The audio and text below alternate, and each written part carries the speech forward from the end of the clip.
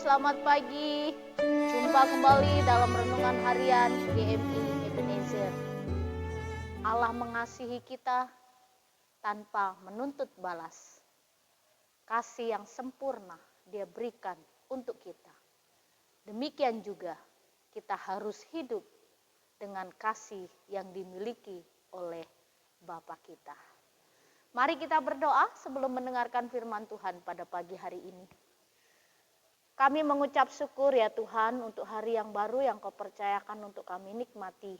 Kami juga bersyukur kami boleh mengasihi sesama kami dengan kasih yang datangnya dari Tuhan.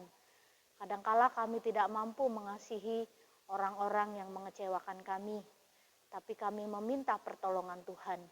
Kami yakin dan percaya Tuhan akan memberi kekuatan kepada kami untuk kami hidup sama seperti Engkau ya Bapa. Oh Tuhan, pagi ini kami akan membaca dan merenungkan firman-Mu. Tuhan berkati, biarlah firman-Mu ini menjadi kekuatan buat kami. Di dalam dan demi Yesus Kristus kami berdoa dan mengucap syukur. Amin. Pagi ini kita akan bersama-sama merenungkan satu tema firman Tuhan. Mengasihi tanpa batas. Banyak orang mengasihi sesamanya karena ada sesuatu yang diharapkan. Dan juga seringkali kita mendengar kata kasih, kasih dan kasih, tapi hanya sebatas di bibir saja. Bagi kita anak-anak Tuhan, kasih dan mengasihi itu bukan hanya sebatas kata-kata, tapi kita harus membuktikan kasih kita kepada semua orang lewat perbuatan. Dan melalui perbuatan itulah menjadi bukti bahwa hidup kita mengasihi sesama kita. Dan tindakan pengampunan itu adalah tanda kita mengasihi. Begitu juga di tengah-tengah hidup kita, kita bersinggungan, kita bergaul, dan kita bertemu dengan banyak orang. Karakter kita dikenal oleh banyak orang. Jika orang mengenal kita sebagai orang yang penuh kasih, maka sukacita itu akan kita nikmati. Dan kita bersyukur karena Tuhan selalu menolong kita, membantu kita untuk hidup saling mengasihi. Pagi ini saya teringat dengan satu tokoh Presiden Afrika Selatan bernama Nelson Mandela. Dia pernah dipenjara karena politik. Lalu di dalam penjara dia dikondisikan dalam satu penjara yang membuat Nelson Mandela menderita. Tidak boleh membaca surat kabar, tidak boleh menulis surat kepada siapapun. Lalu dia juga sengaja disiksa secara fisik. Dia terus mengalami penyiksaan. Dan ketika itu yang menyiksa dia adalah tentara-tentara berkulit hitam, berkulit putih. Karena zaman Nelson Mandela memperjuangkan ras, bahwa kulit hitam dan kulit putih adalah sama-sama ciptaan Tuhan. Dunia politik berbeda dengan dunia yang lain. Karena politiklah Nelson Mandela masuk penjara. Lalu seorang penjaga atau sipir penjara yang terus menyiksa Nelson Mandela. Dia terus disiksa dan Nelson Mandela menerima penyiksaan itu. Lalu sesudah beberapa puluh tahun dia di penjara, akhirnya dia keluar dari penjara. Dan begitu keluar dari penjara, partai politiknya mendukung dia menjadi presiden Afrika Selatan. Lalu ketika dia menjadi presiden, dia punya pengawal. Dan pengawal-pengawal yang mengawal dia adalah orang-orang yang penting buat Nelson Mandela. Lalu ketika dia menjadi presiden, banyak juga tentara-tentara yang selama ini menyiksanya, penjaga-penjaga penjara yang menyiksanya, takut, gemetar. Mungkin Nelson Mandela akan balas dendam dan akan memenjarakan mereka.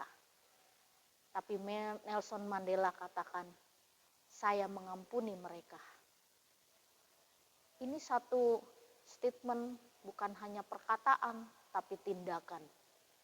Lalu suatu hari ketika dia makan di satu restoran dengan para pengawalnya, tiba-tiba dia bertemu dengan salah seorang penjaga tahanan. Orang lain tidak tahu siapa dia, tapi Nelson tahu.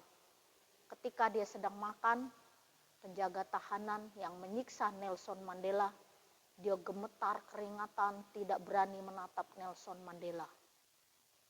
Lalu Nelson Mandela menepuk pundak sang penjaga tahanan. Itulah bukti bahwa Nelson Mandela mengampuni orang-orang yang telah menyiksanya. Bapak, Ibu, serta saudara-saudari, tidak mudah mengasihi orang yang telah menyiksa, mengecewakan, membuat kita hancur, harapan hancur, hidup kita juga hancur. Ada orang-orang yang memang sengaja menyakiti untuk kita hidup, supaya hidup kita semakin menderita. Lalu ketika Nelson melakukan hal itu, menjadi satu sorotan bagi dunia. Seorang Nelson Mandela berani mengampuni orang-orang yang menyiksanya. Nah, ini menjadi satu pelajaran penting buat kita. Bagaimana kasih yang Tuhan inginkan dalam hidup kita, itu bukan hanya sekedar kata-kata, tapi harus kita buktikan di lewat perbuatan kita. Banyak orang katakan, saya sudah mengasihi dia, saya tidak ada berpikiran aneh-aneh dengan dia, tapi tidak saling tegur sapa. Jadi dalam hidup ini, mengasihi bukan hanya dengan kata-kata, tapi dengan perbuatan. Dan perbuatan itu butuh satu bukti. Ada rekonsiliasi, ada perdamaian. Berdamai dengan diri sendiri, berdamai juga dengan orang lain.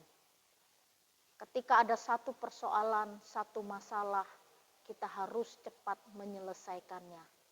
Sehingga damai sejahtera Allah yang sudah Tuhan beri dapat kita nikmati dalam hidup.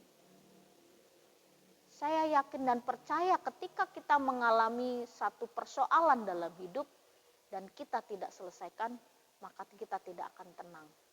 Begitu juga jika ada ganjalan dalam hati kita tentang sesuatu hal, kebencian, kemarahan, dendam, kita tidak akan tenang.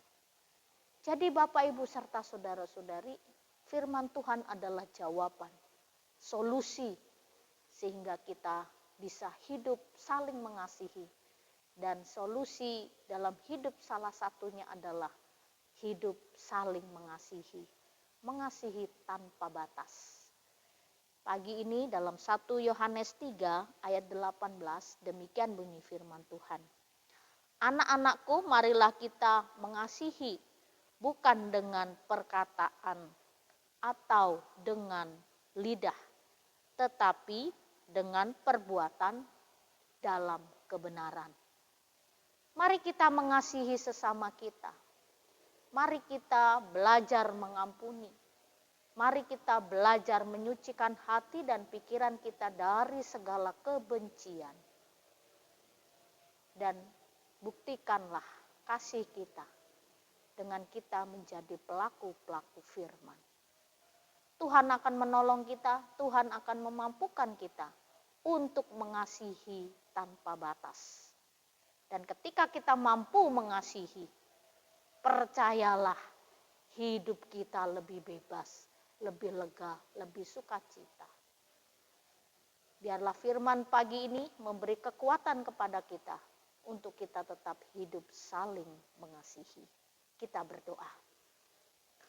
Benar Tuhan, firman-Mu memberi pengajaran yang benar kepada kami. Mampukan kami untuk menjadi pelaku firman-Mu. Sehingga firman yang kami dengar, firman yang kami baca, kami praktekkan. Dan kami mau menjadi pelaku firman-Mu. Terima kasih ya Bapa, di dalam dan demi Yesus Kristus kami berdoa dan mengucap syukur. Amin. Selamat pagi, Tuhan Yesus